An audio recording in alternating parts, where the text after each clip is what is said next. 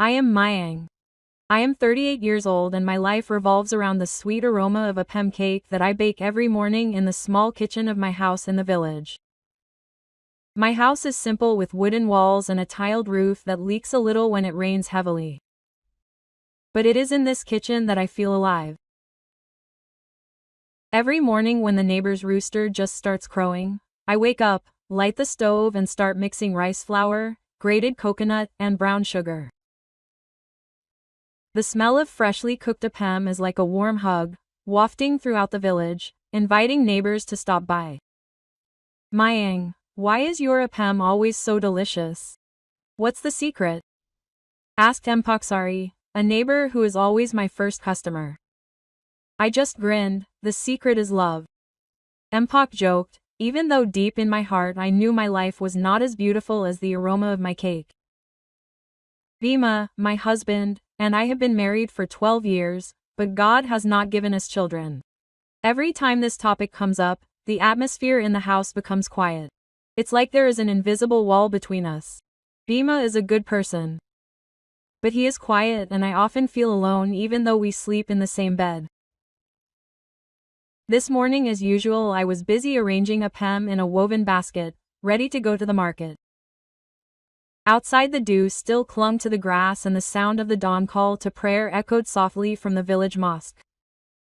I took a deep breath, smelled the aroma of the still warm appam, and prayed silently, God, give me strength to get through this day.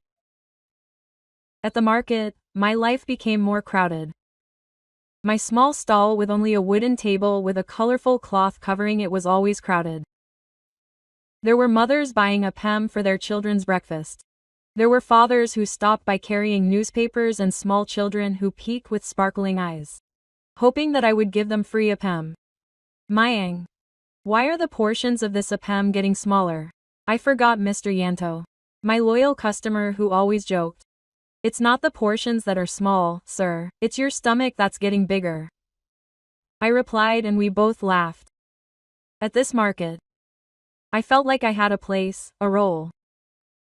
But when I got home, that empty feeling came back. Bima usually came home in the evening, the smell of wood and sweat sticking to his clothes. He was a great carpenter. His hands were rough but soft when he hugged me. Tonight we had dinner with salted fish and cabbage. As usual, today was busy. May, he asked. His voice was soft as always. Not bad. Bim. I sold 50 pieces of appam, I answered, trying to be cheerful. But our conversation stopped there. I wanted to tell him about my hopes of having children, but my tongue was numb. I was afraid that Bima would just stay silent again. I could only sing softly while washing the dishes. An old dangdut song that made my heart a little lighter.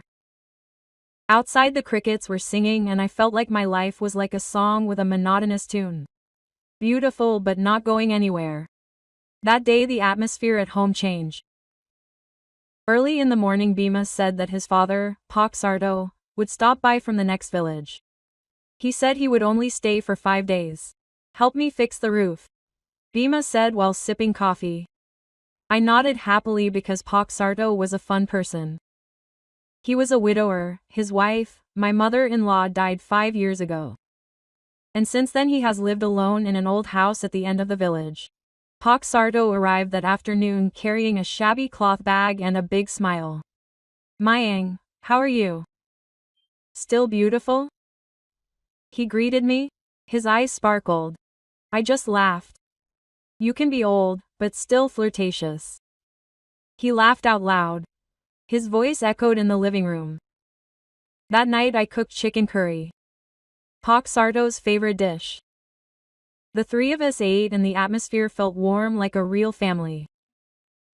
Mayang, your cooking makes me miss my late mother's cooking, Pak Sarto said. His tone was soft but there was a sad tinge in his eyes.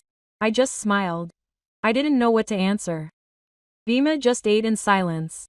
Occasionally he nudged my hand, as if to say he was happy that I got along with his father. But behind that warmth there was something I couldn't ignore. I felt Pak Sarto often glanced at me, not an ordinary glance, but one that made the hair on the back of my neck stand on end. The second day Sarto was home, I started to feel uneasy. That morning I was in the kitchen, singing a little while stirring the appam dough. I like singing old songs.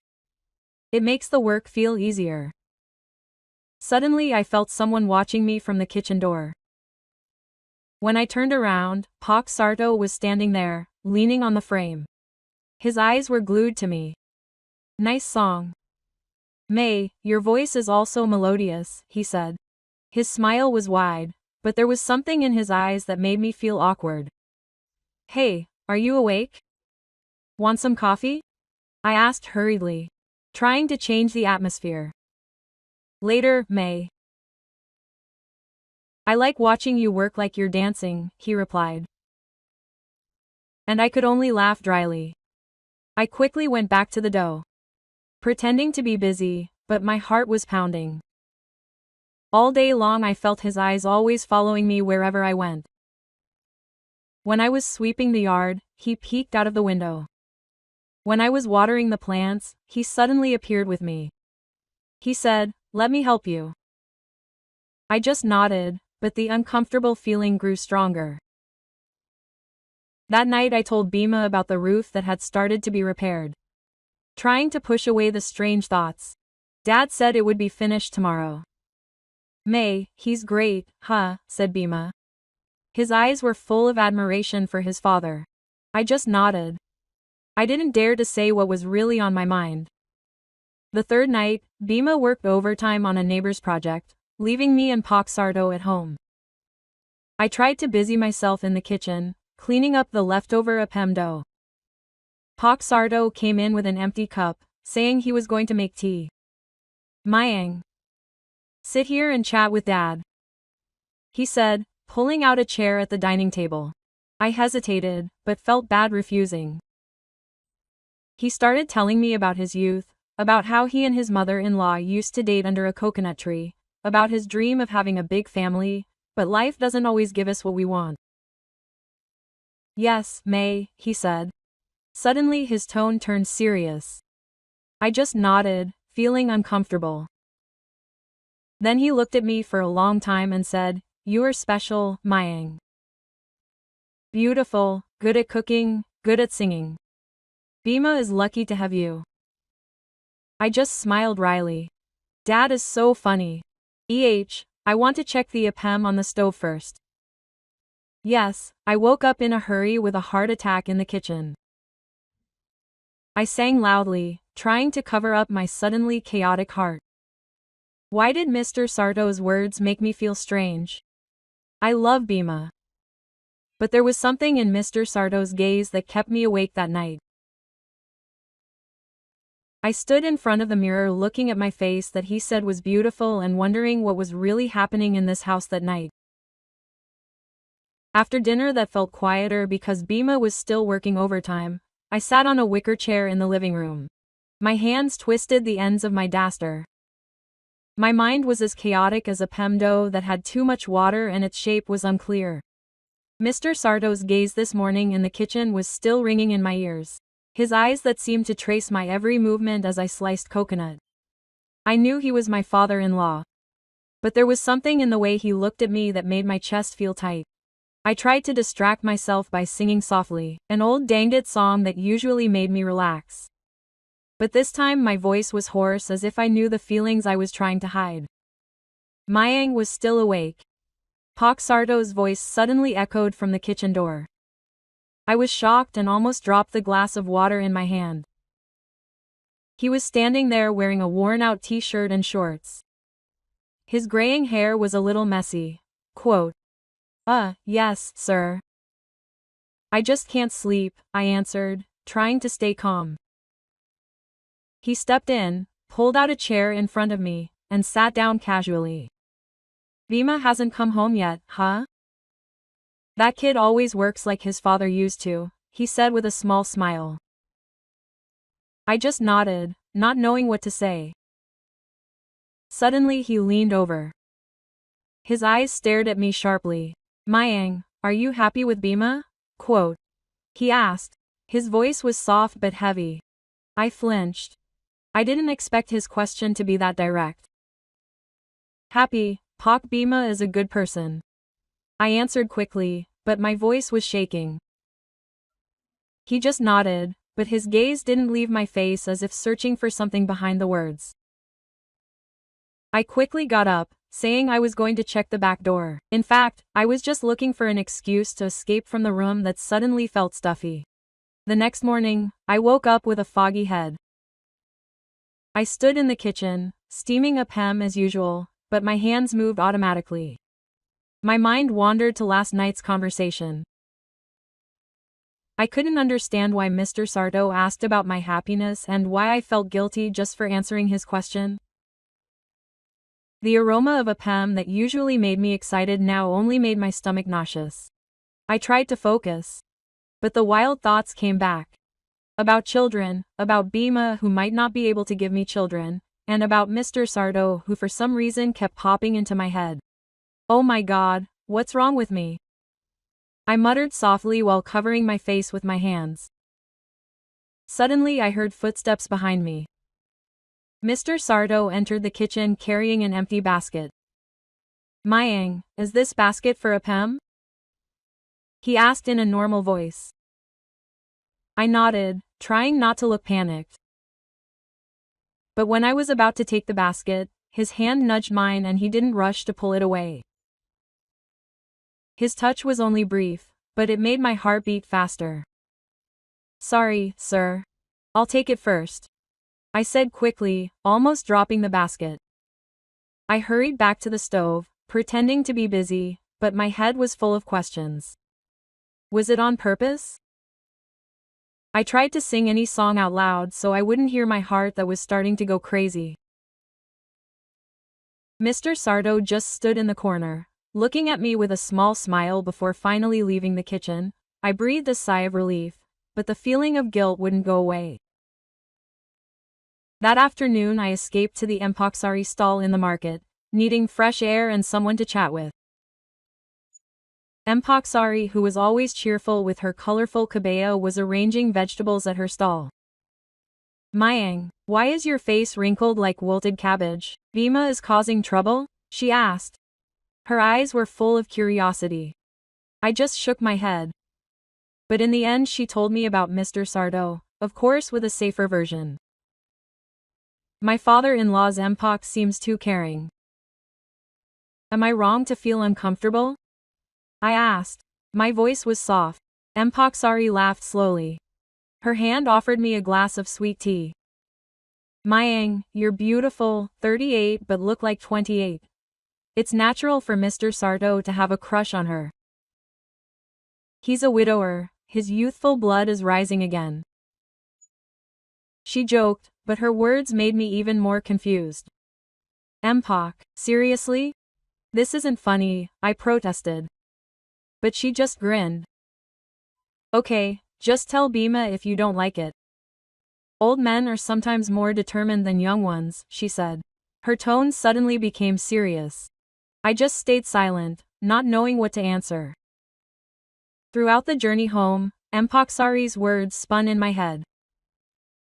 I didn't want to believe that Mr. Sardo had other intentions, but why couldn't I shake this feeling?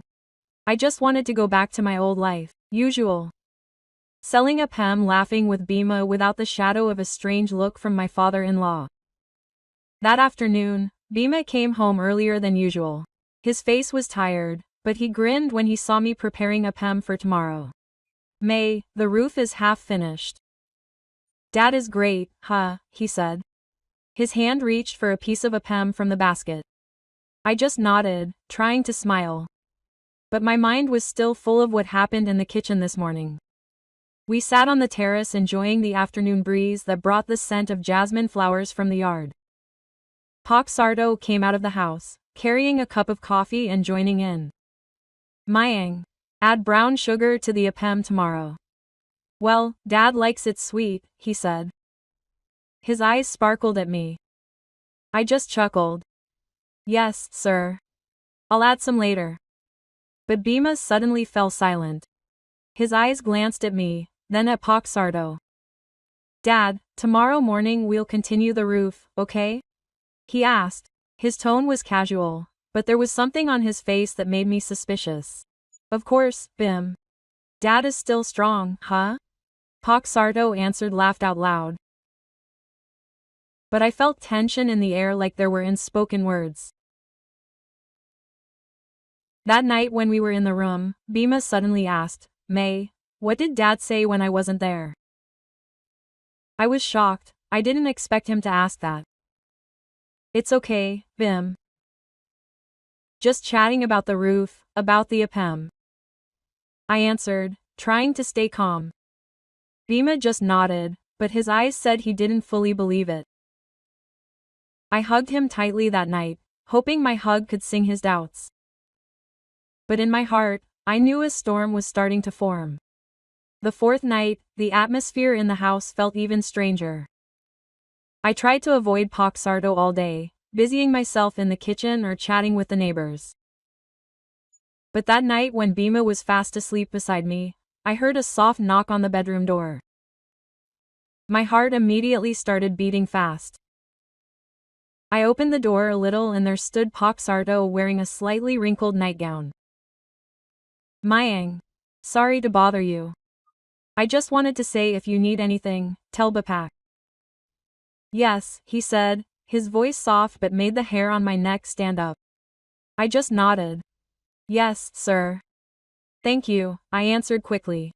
I hurriedly closed the door. I stood behind the door. My hands were shaking.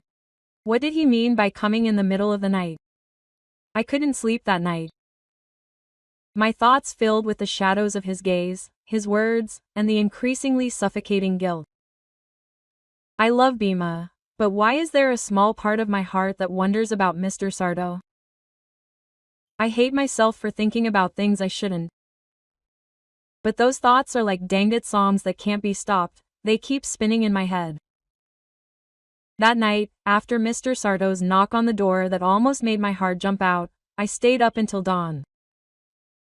I sat beside the bed, listening to Bima's soft snores, but my mind was spinning chaotically like a dough that was stirred too hard. I love Bima.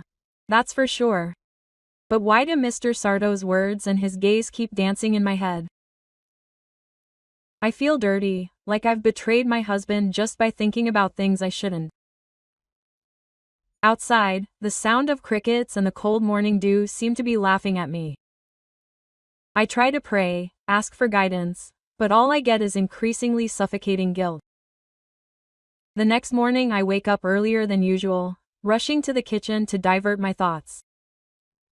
The aroma of steaming APM usually calms my heart, but today it feels like smoke that only makes me feel breathless. I sing softly, my favorite dangit song, but my voice is hoarse as if I know what I'm trying to hide. Mayang, you're already singing early in the morning. So enthusiastic.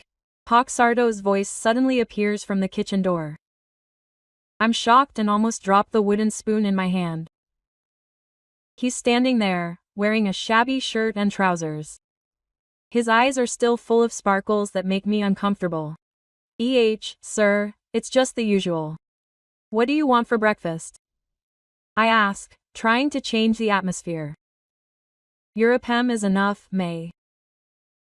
But if there's coffee, you won't refuse, he answers with a big smile. I rush to my stove, pretending to be busy, but my heart is beating fast. I know I have to say something. I have to stop this strange feeling before it gets worse. That afternoon, I finally dare myself. I can't go on like this, chased by feelings of guilt and confusion that are unclear. After Bima went to his carpenter's project, I saw Sardo sitting on the porch watching the neighborhood kids playing kites. I take a deep breath and approach him. Sir, may I speak? Wait a minute? I asked. My voice was soft but firm. He turned his head, his eyebrows raised but his smile remained. Of course, May, how are you? He answered. His tone was relaxed. I sat on the wooden chair next to him.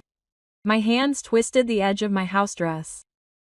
Sir, I'm sorry if I misunderstood, but your attention to me feels a bit different. I'm not comfortable, I said. trying to look him in the eye. His face changed for a moment as if he was shocked. But then he laughed softly. Mayang, you're too serious. Father is just amazed by you. Beautiful, good at cooking, kind. Bima is lucky to have a daughter-in-law like you, he said, but his eyes were not as innocent as his words. I just nodded, not knowing what else to say. I just love Bima, sir. I don't want anyone to misunderstand. I added, trying to end the conversation. He just smiled, then got up and said, Father is going to the market first, I want to buy cigarettes. I saw him walking away, but my heart was still restless. I felt like I had tried, but why did it feel like I hadn't finished anything? On Mr. Sardo's last day at home, the atmosphere felt strange, like there was a gray cloud that was invisible but felt heavy. I busied myself in the kitchen, making more appam than usual, hoping that work could cover my mind. Bima was busy cleaning up the tools in the yard and Mr. Sardo helped carry the remaining wood from repairing the roof. I tried to avoid him, focused on my stove, and sang a little song so I wouldn't think about him. But when I was cleaning the kitchen that afternoon, I found something that made my heart stop for a moment. On the kitchen table, under the appam basket, there was a small piece of paper folded neatly. I opened it with trembling hands and the contents were only a few lines of Mr. Sardo's handwriting. Mayang. Thank you for your welcome. You were special. Take care of yourself. I stood frozen. I didn't know what to do. The letter was short but every word felt like a burden. What did he mean? Special. Why did he leave this? I hurriedly put the letter in the drawer under the dining table, hoping that Bima wouldn't find it. That night when Mr. Sardo said goodbye and went home, he just smiled at me and said, Mayang, take good care of Bima, okay? I just nodded, unable to get the words out. Bima hugged his father. And I saw them from a distance, feelings of guilt and confusion mixed together. I knew I shouldn't tell Bima about this letter. No, now it's night after Mr. Sardo came home, the house feels quieter than usual. Bima sat in the living room, sipping coffee. His face was tired but calm. I sat next to him, trying to sing in my heart so I wouldn't think about the letter in Lacey. But I knew I couldn't keep hiding my feelings. Bim, I called softly. My hand reached for his. He turned. His eyes were full of questions. I just want to say that lately I've been confused. Not because of you, but for some reason I feel guilty.